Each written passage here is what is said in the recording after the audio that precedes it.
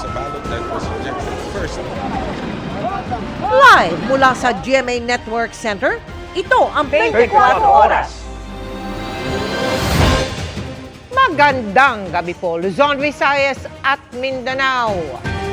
Mga lumang problema sa unang araw ng pasukan. Kabilang ang kakulangan ng classroom na aabuti ng 55 taon bago mapunan. Yan ang sumalubong sa hindi bababa sa 27 milyong enrollee sa mga public school ngayong school year. Unahin natin ang lagay ng ilang paaralan sa Bulacan na binaha ng mga bagong problema, dagdag pa sa mga naunang sinita ng Pangulo. Nakatutok si Mariz Umali. Unang araw ng pasukan pero problema agad ang tumambad sa mga estudyante at guro ng Francis National High School sa Kalumpit, Bulacan. Kahit hindi umuulan, binaha ang kanilang eskwelahan dahil daw sa high tide. Napapalibutan ng paaralan ng dalawang ilog, ang Kalumpit at Pampanga River. Kaya ang principal walang choice kundi suspendihin ang klase at pauwiin na ang mga bata. Ang gusto talaga natin, makumpleto nila yung number of hours natin dito sa school. However, kapag pinag-usapan ng baha, so definitely baka mayroong mga leptospirosis o siyempre mai-endanger yung ating mga bata. So hindi natin kayang i-afford na gano'n ang mangyari sa mga bata. So we can't help, but kundi talagang ang ginagawa natin, kinakat natin. Pero hindi lang ngayong araw tinapos ng maagang klase dahil half day daw muna ang mga estudyante hanggang sa mga susunod na linggo habang high tide pa. Nahihirapan po kami, hindi po kami ng subject po namin, ganun po. Kasi po, nakakaabala po yung tubig para sa aming lahat. Modular distance learning na kami by next week. Yung online classes, yun po ay i-activate natin para po yung mga bata hindi mabawasan yung oras nila. Diretso pa rin po ang pag-aaral nila. At minomonitor po ng mga teachers natin. Ginagawa natin ng paraan na matuto pa rin ang mga bata in the midst of high tide and then flooding. Pero kung sobra sa tubig sa paligid, problema sa loob mismo ng paaralan ang kakulangan ng supply ng tubig. Ang mga banyo, mahina o walang tumutulong tubig sa gripo o kaya'y wala talagang gripo. Nag-aalala po ako kasi po yung mga bacteria po na dumadapo po sa amin, hindi po kami makapaghugas ng kamay dahil wala pong tubig minsan. Paliwanag ng eskwelahan, problema pa rin sa high tide ang sanhi ng kawalan ng tubig. May mga kalawang na rin po kasi ang iba nating mga water source. So ang tendency po kasi baka makontaminate din. So ang ginagawa po natin ay pinatitigil natin yung water source, lalo na po kapag hindi naman masyadong ginagamit. So ngayon po nasa period tayo na nire-repair natin lahat dahil baka po pumasok yung pong contaminants. Pinatitignan na raw ng eskwelahan ang mga tubong may leak. Pinakakabitan na rin daw ng mga gripo ang mga banyo. Plano rin daw nilang magpalagay ng foot bath para magamit ng mga sumusuong sa baha. May programa rin ang DepEd na Wash in Schools na naghihikayat sa mga estudyante ng tamang paghuhugas ng kamay. Nakikipag-usap na raw ang pamunuan ng eskwelahan sa lokal na pamahalaan para matulungan silang makapagpatayo ng dike para masolusyonan ang matagal na at di naman maiwasang problema ng high tide dito sa kanilang lugar. Kasi po, hindi po magiging solusyon na magtambak tayo lagi dahil po yung surrounding area ay baha. Para sa GMA Integrated News, Mariz Umali, nakatutok, 24 Oras. Kung may mga binahang paaralan, sa Quezon City meron namang nasunog. Habang sa Zamboanga City, kalbaryo ang biyahe sa dagat ng mga nagtuturo sa mga isla kung saan isang linggo silang stay-in. Nakatutok si Oscar Oida.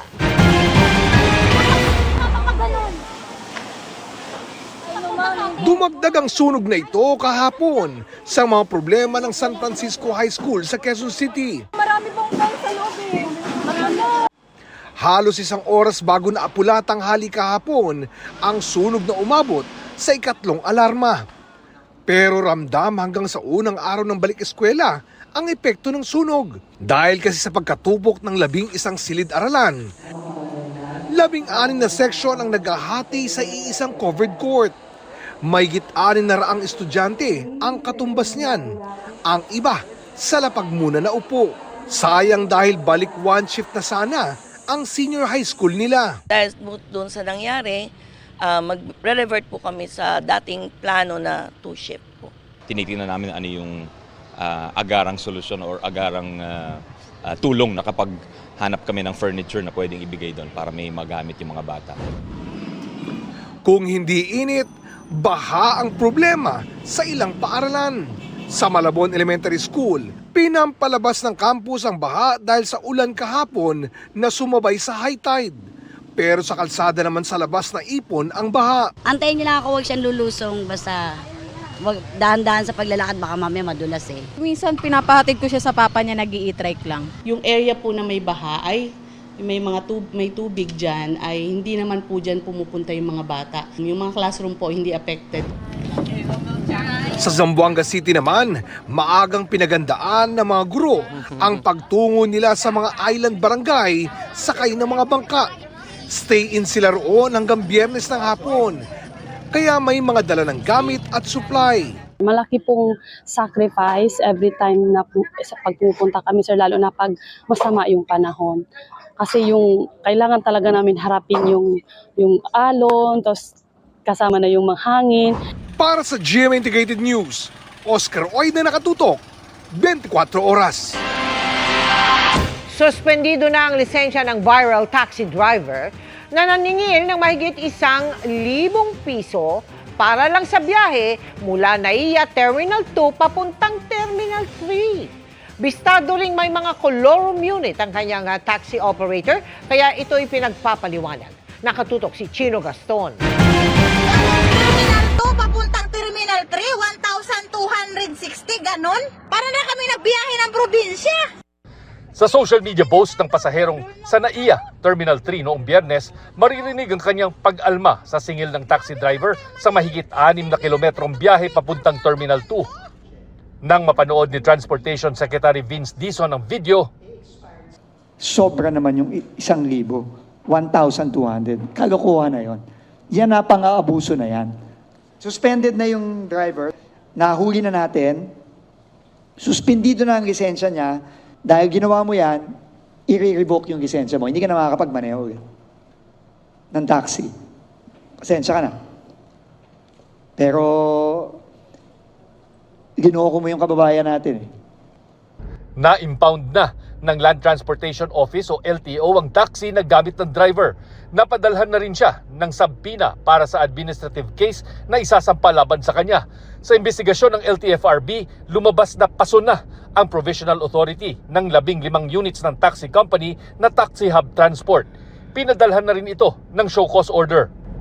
The moment na nagkontrata ka na, you're already violating the law. So may penalty kaagad po yan which carries with it a 30-day suspension for the franchise unit. All the more ngayon po, kolorum na pala lahat yung mga units, hindi na nag-renew ng provisional authority. So all of those 15 units now will have to be technically impounded. Kukunin ang plaka. Sabi ng Taxi Hub, hindi nila kinukonsinti ang maling nagawa ng kanilang driver. Aminado rin daw ang driver sa nagawang kasalanan. Aminado naman siya, mali niya yun. Umami naman siya na yung rate niya, hindi yung rate namin. Hindi niya binay sa metro. Naibalik na rin daw nila ang sobrang bayad at natanggap na rin ito ng pasahero. Sa mga darating na linggo, ikakasa ng DOTR, katuwang ang LTFRB at PNP-CIDG ang operasyon para hulihin ang mga taxi driver na labis maningil. Para sa GMA Integrated News, Chino Gaston nakatutok, 24 oras.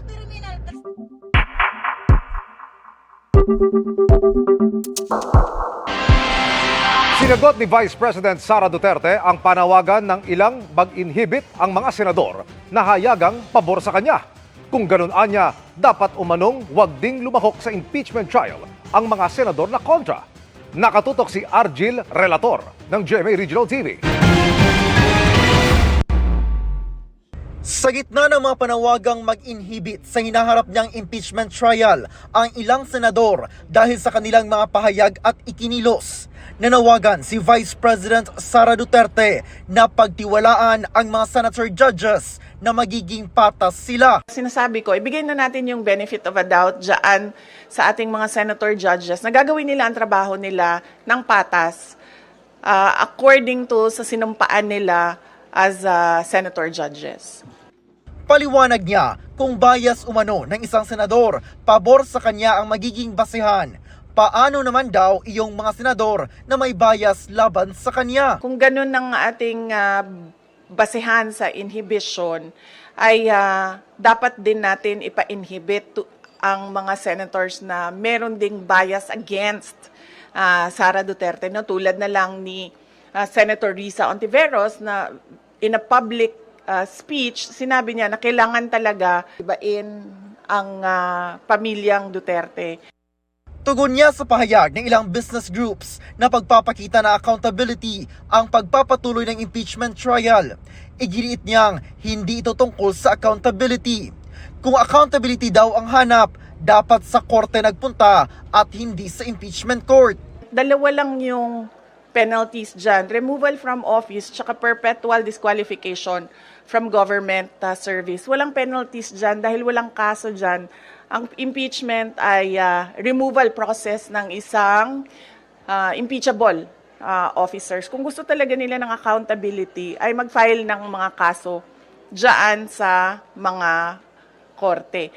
Noong nakaraang linggo, inadapt ng Kamara ang rekomendasyon ng House Committee on Good Government na sampahan ng kasong sibil at kriminal si Duterte para sa umano'y maling paggamit ng confidential funds ng Office of the Vice President at Department of Education. Nagbigay ng reaksyon dito si VP Sara sa isang video na ipinamahagi sa media ng OVP. Kung ako, okay lang. Dahil politiko ako, alam ko kung anong kailangan kong gawin at gusto ko rin sumagot sa loob ng korte. Pero naaawa ako dahil sa mga threats sa harassment na ito ay merong mga empleyado ng ating opisina na nadadamay. Mula sa GMA Regional TV at GMA Integrated News, Orgil Relator, nakatutok 24 oras. Iginiit ni Senate President Chis Escudero na mapipigilan lamang ang isang senator judge na lumahok sa impeachment trial ni Vice President Sara Duterte kung maaalis ito bilang senador. Ang sabi ni Escudero, wala kasi siyang kapangyarihan magpa-inhibit sa kanyang mga kasamahan. Anya, ang maaaring gawin ng mga question sa mga senator judges, magsamba ng ethics complaint laban dito. Nakasaad sa rules at ayon din sa ruling ng chair ng impeachment ni Chief Justice Corona na magsisilbing president. Pwede lamang matanggal sa bilang ang sinumang senator judge kapag tinanggal sila bilang senador sa ilalim ng ethics at disciplinary procedure ng Senado.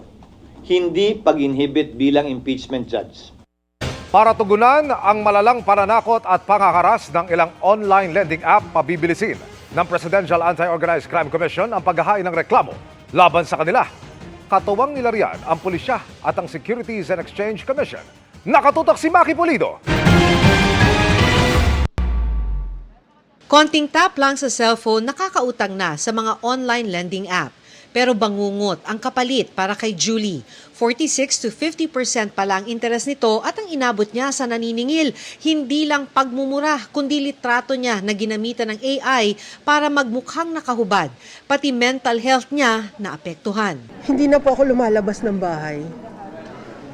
Dati po, jolly ako. Para matapos na po lahat, para yung kahihiyan, yung mawala na po lahat, naisipan ko po na lang na mag-suicide. Kwento ng maraming biktima, nabudol na nga ng mga online lending apps. Pati ba naman sa paghahabulan nila ng hustisya, tila nabibiktima sila. Sobrang hirap po, pabalik-balik po kami, hindi po namin alam kung saan po kami lalapit o kanino kami hingi ng tulong. Kaya sa loob ng isang linggo, simula ngayong araw, may one-stop shop sa opisina ng Presidential Anti-Organized Crime Commission sa Pasay City. May mga investigador na ng PNP-CIDG, ahente ng PNP Anti-Cybercrime Group at mga taga-Securities and Exchange Commission o SEC. Hindi na ho kailangan pumunta sa pulis. Dito, sama-sama na kami. Para ho mas madali ho yung pagpapile natin ng kaso, hindi na ho gagastos itong mga complainants natin sa pagpapile nila ng kaso. Mahigit 13,000 reklamo na ang nakuha ng PAOK nitong Abril at Mayo. May 100 complainant naman ang nagbigay ng sworn statements sa harap ng PNP-CIDG para magsampa ng reklamo sa violators. Bottom line is, we need to file an airtight case. Kung tutuusin, dapat rehistrado sa SEC ang mga online lending apps para ma-download ito mula sa mga App Store. Pero aminadong SEC, nalulusutan sila. Payo nila, itawag o i-email sa kanila ang mga abusadong online lending apps para ma-block sa mga App Store. Para sa GMA Integrated News, Maki Pulido, nakatutok, 24 oras. 6 na Pilipino na ang nasaktan sa patuloy na gantihan ng atake ng Israel at Iran. Isa sa kanila ang kritikal matapos madaganan ng debris mula sa isang gusali.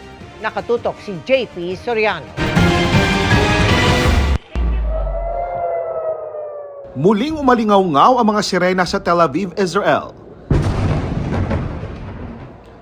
Dahil sa sunod-sunod na missile na pinakawalan ng Iran na sinasalak ng Iron Dome defense ng Israel. Sa dami, may mga nakalusot at tumama sa mga gusali at sasakyan. Nagsimula ang palitan ng airstrikes nitong Biyernes nang atakihin ng Israel ang Iran sa layong tapusin ang ballistic missile capability nito at pigilan ang pagdevelop ng atomic weapons. Babala ng Iran, mas malala pa ang kanilang gagawin kung patuloy na titindi ang tensyon. Umakyat na sa 23 ang nasawi sa Israel. Sa Iran naman, mahigit 200 na ang napatay. Isang Pilipinong caregiver sa Rehovot, Israel ang nasa kritikal na kalagayan ngayon. Nadaganan siya ng mga debris ng tinamaang gusali. Naipit po yung kanyang neck, yung kanyang leeg, and monitoring po ngayon kasi nasa ICU po siya. Hopefully, she's able to pass the night para ma-stabilize yung condition, para pwede siyang operahan. Isa pang Pinoy caregiver ang nagtamo rin ng matinding sugat. Ang sinasabi lang, kailangan ng tingnan kung ano yung baka magkaroon ng life-changing impact yung sugat niya sa kanya once she heals. Ang 4 na iba pang Pilipinong nasaktan nakalabas na ng ospital ayon sa Philippine Embassy. Nakausap ko ang isang OFW na nagpadala ng mga video nang saglit siyang makalabas sa gusali kung saan siya nagtatrabaho. Grabe, alos lahat ng building dito. Puro basag yung mga pinto. Ang building na ito, wasak na at di makilala. Grabe yung fighting spirit ng mga Israeli na kahit basag na, tinatayo pa rin na yung bandila. Ito yan, oh. Abe! Abe! Why? Oh my goodness. Sa ngayon, wala pang gagawing sapilitang pagpapauwi sa mahigit 30,000 Pinoy doon. Ngayon po ay nasa crisis mode at heightened alert ang DFA, ang DMW at OWA para matulungan po ang mga OFW at ang kanilang mga pamilya. Ready po ang ating mga ahensya kung kinakailangan po ng repatriation. Ang mga nakaschedule na talagang iuwi at nais umuwi, sisikapin daw may alis agad ng Israel sa lalong madaling panahon at sakaling dumami pa raw ang mga nais umuwi. We always stand ready for any eventuality, including mass repatriation. Bukod sa Israel, mayroong 30 Pilipinong nagtatrabaho sa Iran.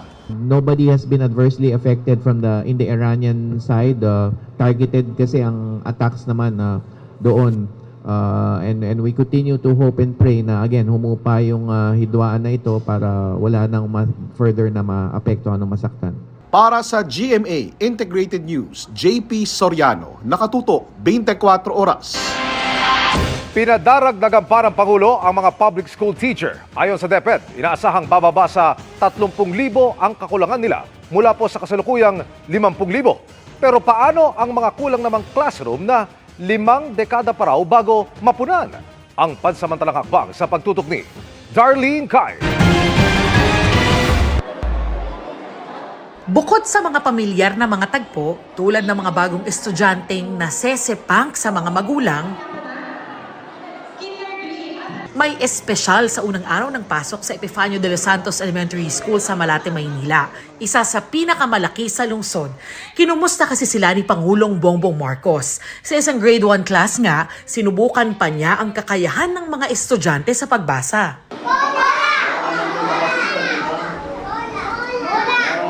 At bago lumabas ang Pangulo,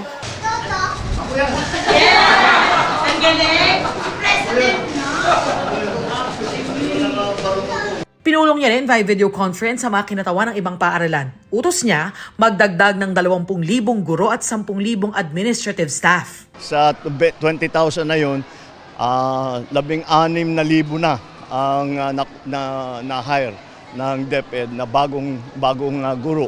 10,000 naman na administrative. Hindi ito nagtuturo, kundi pinapatakbo ang mga eskwelahan. Para yung teacher talagang nagtuturo. Mababa rin anya na 60% lang ang mga paaralan na may internet connection. Ang problema talaga kuryente. Kaya aayusin natin yan, dahan-dahan makikita natin magiging 100% yan lahat. Problema rin ang tubig kahit sa paaralang ito sa Maynila tulad sa mga napuna sa Bulacan. Kahit may supply ng tubig sa ibang bahagi ng paaralan tulad sa CR na ito, sa hand washing area may mga gripong walang tulo. Ang ating school ay matagal na, so isa po sa challenges yung mga old pipes. Ang ating mga non-teaching staff ay talaga pong sinisikap po na ma-check at kami po ay yun nga po may nag-iipon po kami ng mga tubig at may marami po kami mga container do at sa yun nga po para kinabukasan tuloy-tuloy po. Meron kaming standing order after that visit nung ni Presidente sa Bulacan, prioritize yung mga CR dahil yun ang pag hindi malinis ang CR, doon nagmumula yung sakit. Sa Tenement Elementary School sa Taguig na binisita naman ni Education Secretary Sonny Angara, kulang ang mga classroom para sa mahigit 8,000 enrollees. Kaya hinati sa 2 ang maraming silid. Sa buong Pilipinas, 165,000 ang kulang. Pero aabutin daw ng 55 taon bago yan mapunan. Yun, sa proposal namin, pagka dumaan ng NEDA yon, siguro by next year makapag-umpisa na ng construction. Dun sa proposal nga natin, in the next 3 years, we will start construction of 105,000 classrooms. Pinag-aaralan na ang pagpapalawig ng voucher system sa ibang rehiyon para sa private schools muna mag-aral ang ilang estudyante at sasagutin ng gobyerno ang tuition. Samantala, 9 na ang eskwelahan naman na magpapatupad ng revised curriculum para sa senior high school imbes na next school year. Talagang nag-overtime ang karamihan para sa preparation yan. Utos ng Presidente na kailangan job ready na at relevant yung curriculum ng mga senior high school students.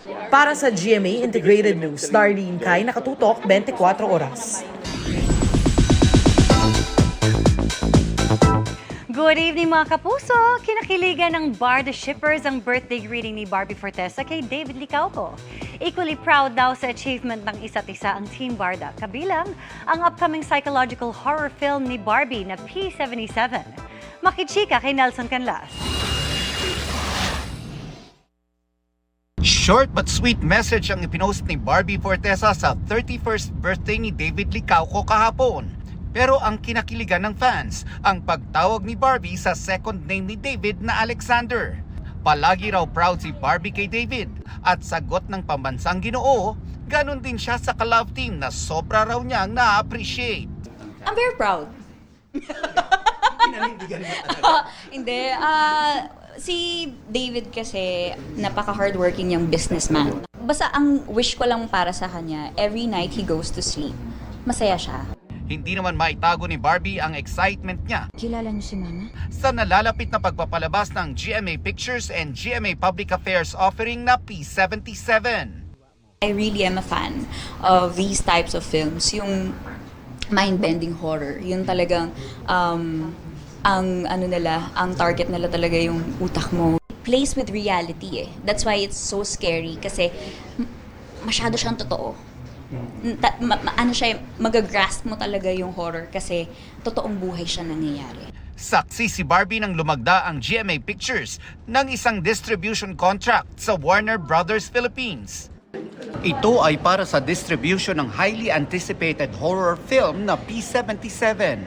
Very happy to be the 7th local film to be distributed by Warner. So tamang-tama, 'di ba? GMA 7th film, P77. So mukhang the stars are aligning for this movie and we're very happy na I believe that with Warner's help we can bring this movie to a wider audience. Nelson Canlas, updated sa Showbiz Happenings. Sibak sa pwesto ang 2 opisyal ng Land Transportation Office Region 2 na nahulikam na nanakit sa 2 lalaki kabilang ang isang menor de edad. Sa videong kuha sa Tuguegarao, Cagayan, kitang sinapak ng isang opisyal ang isang lalaki. Pagkatapos ay sinipa ng kanyang kasama ang menor de edad. Nag-ugat umano ang insidente nang may gustong palapiting singer ang mga opisyal. Ayon kay Transportation Secretary Vince Dizon, pang-aabuso ang ginawa ng mga opisyal. Hindi na anya kailangan pa ng investigasyon kaya ipinag-utos ang agarang pag-alis sa kanila sa pwesto. Abiso sa mga motorista, mas pinadali na ang pagtukoy kung may nagawa kayong violation na nahulikam ng NCAP sa pamamagitan niya ng website na inilunsad ng MMDA. Nakatutok si Joseph Moro. Lampas 10,000 na ang nahuhulikam ng MMDA sa No Contact Apprehension Policy o NCAP mula nang ibalik ito nung 1 buwan. Kung gusto niyong malaman kung isa kayo dyan, pwede niyo yung i-check sa May Huli Ka na website ng MMDA. Kailangan niyo lamang ilagay ang inyong plate number at motor vehicle number na makikita sa inyong Certificate of Registration. Sa ngayon, makikita lamang dito pagka 1 araw matapos mahuli ka. Ngayon po, end of the day, upon confirmation, pero gagawin na rin po namin yan real time within 2 months. May 21 na AI camera sa EDSA bus carousel at 162 sa kahabaan ng EDSA. Bukod sa AI, may mga CCTV operator ang MMDA. Ibabalidate muna po. Iaano pa po nila ito. Dadalawang kung titikitan po o hindi. Kapag validated, magpapadala ng Notice of Violation sa lugar na nakarehistro sa Land Transportation Office. Dahil matagal pa yan mula nang mahuli, pinag-uusapan ng MMDA kung pwede nang kapalit ang Notice of Violation ang makikita sa website. Sabi ng MMDA, pwede nang magbayad ang lalabas sa May Huli Ka website. Isusunod na ng MMDA ang email at text notification at isang app. Wala ring multa kung late ang bayad. Dahil sa talas ng mga kamera na ginagamit ng MMDA para sa NCAP, ayon sa MMDA ay gagamitin na rin ito ng PNP kontra krimen. Ipinakita ni PNP Chief General Nicolas Torre kung paano. Ayan, gusto niya? 600 kay Sir 6. Sa kunwaring senaryo, may lugar na nangangailangan ng pulis batay sa NCAP ng MMDA. EDSA PPM, copy. 2 minuto lamang may rumisponde na, mas mabilis sa 3 minutong response time na hamon sa mga pulis. Raider Bravo, pinapatol ka lang namin dito sa MMDA. Pwede bang sumaludo ka? Maglalagay na kami rito ng pulis na may radyo na nakakonect diretso sa ating command center. So diretso dispatch na. Para sa GMA Integrated News, Joseph Morong, nakatutok 24 oras. Pinakakasuhan ng Department of Transportation sa LTFRB ang konduktor ng bus kung saan pinagbubugbog at kinuryente ang isang PWD. Sabi ni Transportation Secretary Vince Dizon, mismong ang konduktor ang gumamit ng taser sa pasaherong PWD. Pinahanap na rin niya ang iba pang pasahero na nambugbog sa biktima. Sinuspindi ang lisensya ng driver at konduktor at inisyuhan ng show cause order para magpaliwanag.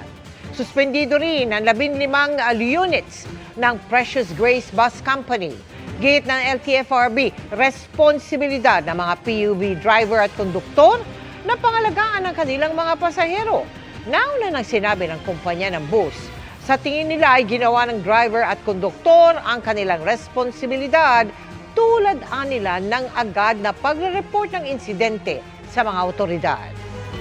Halos 100 bahay ang nasalanta ng buhawi sa Iloilo, habang sa North Cotabato, sumabay ang pag-ulan ng yelo sa malalakas na hangin. Nakatutok si Dano Tingkungko. Kasabay na malakas na ulan, lumakas ang hangin hanggang maging buhawi sa Lambunaw, Iloilo kahapon. Nagtumbahan ng mga puno, natuklap ang mga bubong at nabalot ng takot ang mga residente. Walang nasaktan pero umabot sa 75 bahay ang nasira. Ayon sa Pag-asa, madalas manalasa ang buhawi sa tuwing may thunderstorms. Tugnaw po kayo!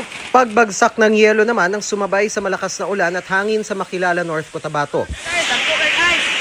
Sa videong ito, kitang halos sinlaki ito ng mga butil ng mais. Ang hailstorm sinabayan pa ng malakas na hangin. Nang humupa, bumungad sa kanila mga nabuwal na puno, pati na ang kanila mga tanim na saging. Hanggang bewang na baha naman ang idinulot ng malakas na ulan sa isang barangay ng Sibulan, Negros Oriental. Dahil sa mabilis na pagtaas ng tubig, tumawag na ng rescue ang mga residente para ilikas ang ilang senior citizen. Rumaragasan naman ng tubig sa bahagi ng bayan ng Sambuanguita. Stranded ang ilang motorista pero may ilang sinuong ang baha. Para mas makapaghanda sa mga ulan at baha o anumang lagay ng panahon, inilunsad ngayon ng Pag-asa ang bagong bersyon ng National Hydromet Observing Network o Panahon Interactive Platform, kung saan makikita ang lahat ng rainfall at hazard warning pati na ang iba pang weather conditions. Mas accessible na ito dahil pwede nang i-download sa inyong mga smartphone. All the real-time data from all the stations ng Pag-asa can be accessed readily. May mga warning systems tayo na rather classified as short-range forecast like ito yung rainfall warning system plus yung thunderstorm watch. Ito yung hindi natin nakikita sa ibang platform. Para sa GMA Integrated News, Daan nating kung nakatutok 24 oras. Mga kapuso, may bagong low-pressure area na nabuo sa loob ng Philippine Area of Responsibility. Uli itong namataan sa dagat malapit po sa Concepcion, Iloilo.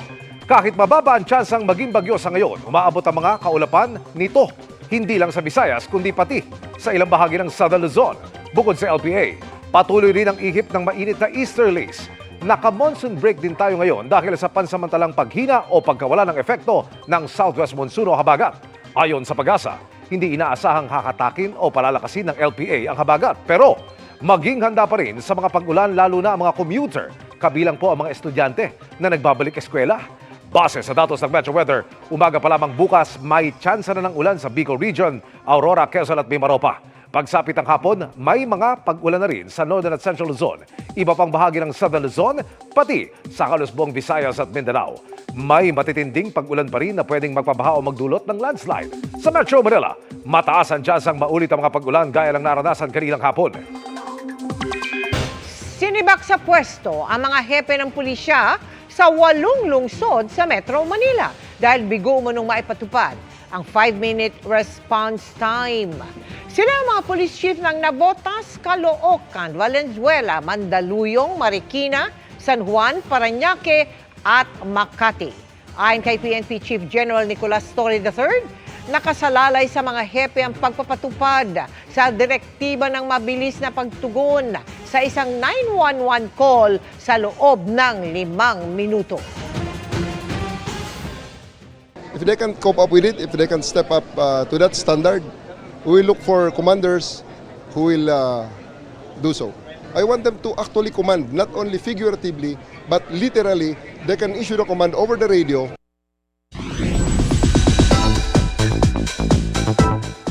Mabilis na chikahan tayo para updated sa Showbiz Happenings.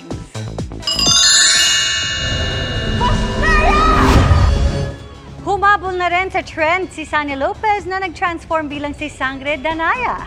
Ang transformation na yan may almost 3 million views na sa TikTok. At syempre, all support ang mga dati at bagong Sangre. Mamaya na mapapanood ang Encantadia Chronicles Sangre pagkatapos ng 24 oras. Pa-block screening ng pelikulang Only We Know ang pa-Father's Day gift ni Marian Rivera para sa kanyang other half na si Dingdong Dantes. Proud wifey nga raw si Marian dahil isa ito sa pinakamagandang pelikula ni Dong. Very thankful naman si Dingdong sa regalo ni Yan Yan. Sabi nga ng ilan, funny is the new pogi. Kaya naman na-test ang sense of humor at wittiness ng Sparkle Campus Cuties na sumailalim sa isang comedy workshop under Bubble Gang mainstay Paulo Contis. Bukod sa comedy sketches, itinuro rin niya ang ilang fundamentals of comedy na natutunan niya sa kanyang mentors. Ayon kay Paki at Paulo, marami sa Sparkle Cuties ang may potential. May mga nalambat na ring palutang-lutang na droga sa dagat ng Cagayan. Ayon sa PIDEA, itinurn over sa kanila kahapon ng 2 mangingisda sa bayan ng Claveria ang nasa 45 kilo ng hinihinalang shabu. Nakabalot sa mga gold tea bag at may Chinese markings, ang drogang aabot sa mahigit 310 milyong piso. Bago nito, halos 7 milyong piso na halaga ng chaburin ang nalambat sa dagat na sakop ng bayan ng Calayan. Habang mahigit 5 milyong piso ng shabu naman ang nakuha sa Santa Praxedes. Hawak na ng PIDEA at sinusuri na ang mga nakuhang droga. Patuloy rin ang investigasyon sa mga nakukuhang kontrabando sa dagat. Pinaigting na rin ang surveillance at maritime patrols sa Northern Luzon lalo't magkakasunod na nakita sa dagat ng Zambales, Pangasinan, Ilocos Sur at Ilocos Norte ang milyong-milyong pisong halaga ng droga. Nagkasanang kilos protesta ang grupo ng mga Pinoy workers sa Amerika. Umabot sa 4 na oras ang kilos protesta na pinangunahan ng Filipino Workers Center. Layo ng pagkilos na ipanawagan ang pagtigil sa mga deportasyon ng administrasyon ni US President Donald Trump. Maaari rin nilang dumulog sa grupo ang mga kababayan natin sa Amerika na kailangan ng pagkain o legal na tulong sa gitna ng pagkakalugog ng Immigration and Customs Enforcement o ICE. Natanggap ng Senate Impeachment Court ang listahan ng mga abogadong tatayo bilang defense counsel ni Vice President Sara Duterte. Sa appearance ad cautelam, nakapirma mga abogadong sina Attorney Philip Sigrid Fortun, Gregorio Narvasa II at Sheila Sison. Sila ay mula sa law firm na Fortun, Narvasa and Salazar.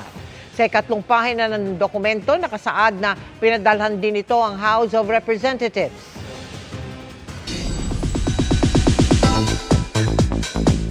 Get ready for an epic night dahil right after 24 oras, mapapanood na ang inaabangang Encantadia Chronicles Sangre. At hindi lang Encantadix ang sabik ng makilala ang mga bagong tagapangalaga ng Brilyante. Ang buong cast at crew may pa-watch party pa. Nandun live si Aubrey Carampel. Aubrey! Abisala, Iya, the excitement is building up dito sa watch party ng Encantadia Chronicles Sangre. Lahat dito excited na sa muling pagbubukas ng mundo ng Encantadia. At kung merong pinaka-excited, walang iba kundi ang cast ng Encantadia Chronicles Sangre. At kasama ko silang lahat ngayon. Ayan! Abisala! Abisala! Encantadix! Ay, sa pa, blending. Abisala! Abisala! Ayan, syempre kasama ko. Unahin ko na si Kera Mitena, Rian Ramos na maghahasik daw ng kadiliman sa mundo ng Encantadia. Yes, kasi Rian? naisip ko, yung lagim, tsaka yung lamig, same letters lang naman. So I'll make hasik all of that. Malamig dito sa venue. Oo nga kami din naman giniglaw na. Damang-damang mini-abes. Syempre, Flamara, Faith De Silva. Ako naman po, gusto ko lang magpasalamat sa napakainit na pagtanggap ng ating mga Encantadix para sa Encantadia Chronicles Sangre. Alam ko, katulad po namin, kayo ay excited na eto na po yung pinakahihintay namin. Kaya abisala extra sa inyong lahat, mga kapuso. Oo. Of course, Bianca Umali, Sangretera. Anong nararamdaman mo ngayon? Sa totoo lang, kanina pa kami nag-uusap-usap, Ate Aubrey. Hindi namin maintindihan kung ano yung nararamdaman namin. Kasi kabado kami, pero sobrang excited kami dahil proud kami sa kung ano yung nagawa namin para sa project na ito. At ito sa wakas, nabuo na namin at ipapalabas na para sa mga Encantadix. Kaya, hay! Tignan natin, sinaiiyak. Sangredea! Ayan na! Talagang excited na! Excited na sila pero... Sobra! Sangredea! Angel Guardian, ikaw naman. Sobrang nakaka-excite, especially us all here watching it for the first time. Medyo nakakakaba din. Pero yung excitement talagang nangingibabaw. Konting minuto na lang, Minuto na lang. How about you? Sangre Adamus, Kelvin Miranda. Hindi ko to pinagandaan. Well, masaya, nakakabahan, nanginginig, hindi mo alam kung malamig o mainit, di ba? Pero kailangan namin labanan para mabawi namin yung Encantadia. Nako! Kaya abangan nyo yan kung paano namin pababangunin ang Encantadia laban sa lahat na nagkakasik ng dagim, di ba? At syempre sabay-sabay tayong lahat dahil mismo kayo, hindi nyo pa napapanood talaga yung pilot episode. So lahat tayo, sabay-sabay manonood. Sabay-sabay, magugulat talagang yung excitement, ramdam na ramdam. First time. Oo, and Bianca, nandito ang lola mo, nandito rin. Teka lang, si Ibrahim nandito Nandito si Ibrahim Si Lola! Oo, nandito ang lola lola ni Yes po, nandito po Bianca. ang aking lola. Ito ang aking inang Reyna. Ang inang Reyna, nandito rin. Si Lolong. Si Lola at si Lolong ay nandito. Si Lola. Of course, Ruru Madrid is also part of Encantadia Chronicles Sangre. Magbabalik ka, masisilayan ka rin namin. Of course, Ruru, Abangan po excited natin. ka rin, no? Excited ka rin ngayong Super gabi. excited dahil nga syempre isa na namang dekalibreng teleserye mapapanood po natin, and very excited ako kasi nakita ko rin yung hirap at pagod ng lahat para dito. Syempre ang aking mahal, pinaghandaan niya to. So sobrang proud ako sa kanya, kaya mahal ko naman lahat ng Sangre pero bias, Team Tera. Ganda ng sombrero. Oo, at syempre, 'di ba, ngayong gabi mapapanood na natin after 2 years, no, ng pinaghirapan ninyo ngayong gabi na. Would you like to invite Bianca, do the honors of inviting everyone? Mga kapuso, mga Encantadix at sa lahat pang mga nabubuhay na nilalang sa buong mundo at sa Encantadia. Sa wakas, magbubukas na po muli ang kwento ng Encantadia at para po ito sa inyo. Ilang minuto na lang, mapapanood na po ninyo ang Encantadia Chronicles Sangre.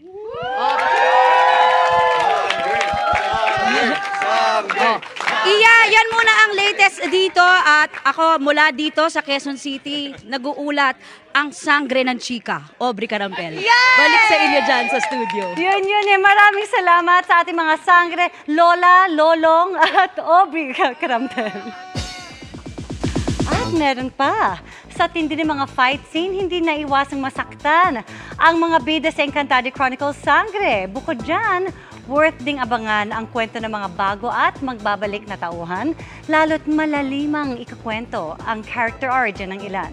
Makichika kay Nelson Canlas.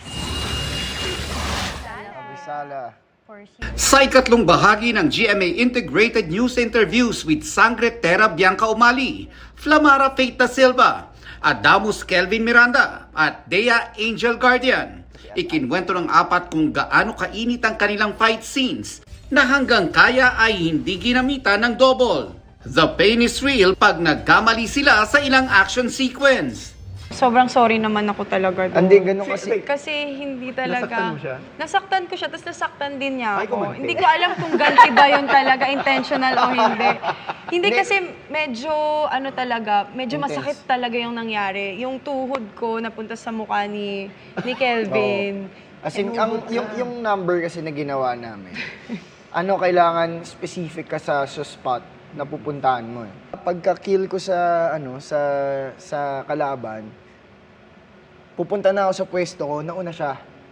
Nauna siya sa akin. So, yung pagpunta ko sa pwesto ko, pagyuko ko, tumama yung tuhod talaga. Salubong talaga yung tuhod ko sa dito talaga sa mata. Hindi naman. Na-blackout talaga ako. Paano ka ginantihan? Nasuntok ako. Dito. Nasuntok talaga ako dito. May black. Hindi naman siya napunta sa black eye, pero yellow. Bukod sa mga nag-aapoy na labanan, watch out for big twists, di lang sa takbo ng istorya. Kasama na rito ang pinagbulan ng bawat karakter, lalo't mas magiging masalimuot ang kwento ng Lireo, Hatoria, Sapiro, Adamya, at ngayon kasama na ang Miniabe.